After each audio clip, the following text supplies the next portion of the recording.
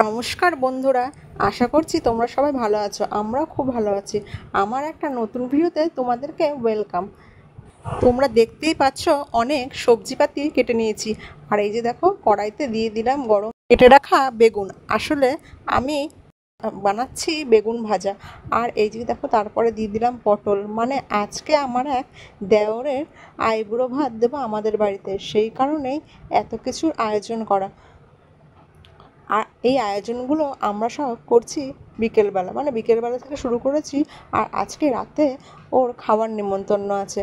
যেহেতু বিয়েটা খুব তাড়াতাড়ি ঠিক করা হয়েছে, সেই কারণে বেশি দিন সময় নেই।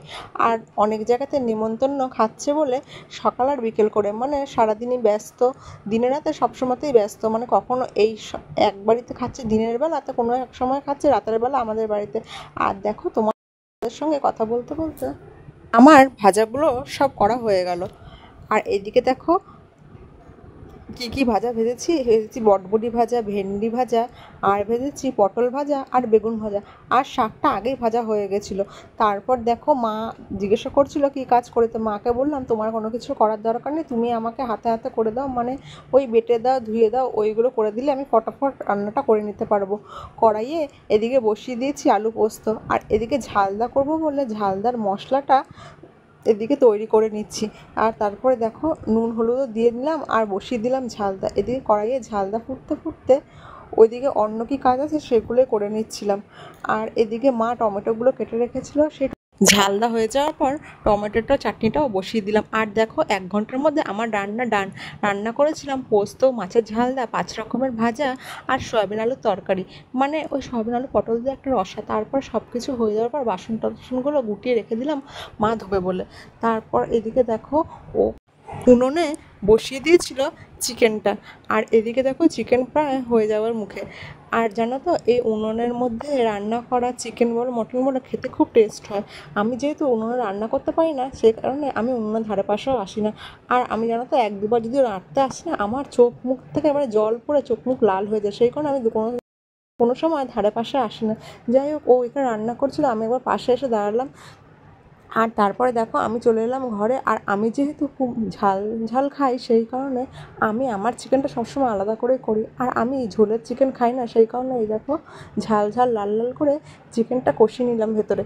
তারপরে ও যেহেতু রান্না করছিল, যে আমাকে বললো একবার খেয়ে দেখো কেমন হয়েছে, তুমি তো সবসময় তোমার রান্না খাও, আমারটা একবার খেয়ে দেখো টেস্ট কেমন হয়েছে। সেই কারণে আমি চলে গেলাম ওর কাছে বাটি নিয়ে। আর এই যে দেখো, ও দিয়ে দিল।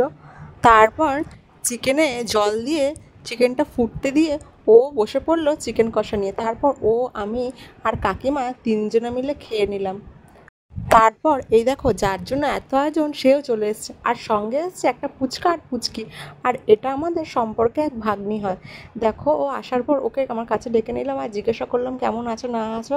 আর ও যেন তো খুব লজ্জা পাচ্ছিল। তারপরে হ্যাঁ বললো ভালো আছে। আর আমি বললাম কার বিয়ে, তখন আঙুল দিয়ে দেখি বলছে মামার বিয়ে। তারপর দেখো, চলে এলাম রান্নাঘরে। আর রান্নাঘরে আসার পর আমি সব কিছু গুছিয়ে নিচ্ছিলাম, মানে আমি আর মা মিলে সব কিছু গুছিয়ে নিচ্ছিলাম। আর আমার জানো তো, এরকম করে থালা সাজিয়ে খাবার দিতে খুব ভালো লাগে। আমি এদিকে খাবার জন্য সব কিছু জোগাড়জান্তি করছিলাম, আর মা ওইখানে জল আসনটা করেছিল। আর সব কিছু গুছিয়ে দেওয়ার পর মা সব ওখানে একে একে দিয়ে আসে। আর আমি ওখানে বসে সব কিছু ঠিকঠাক করে গুছিয়ে গুছিয়ে সাজিয়ে দিচ্ছিলাম। আর দেখো, অনেকক্ষণ রান্নাঘরে থাকার ফলে আমার চোখ মুখে পুরো কালি পড়ে গেছে, মানে চোখ মুখের দিকে তাকানো আছে না। আর এত বীভৎস গরম পড়েছিল, সত্যি এই গরমে রান্নাঘরে যাওয়া মানে দুষ্কর ব্যাপার। তারপরে দেখো, ওরা খেতে বসে পড়লো। আর ওরা জানো তো, মানে এত গরম ছিল সেই কারণে বেশি কিছু খায়নি, কিন্তু যেটুকু খেয়েছিল তৃপ্তি করেই খেয়েছিল। আজকের জন্য একটু টাটা।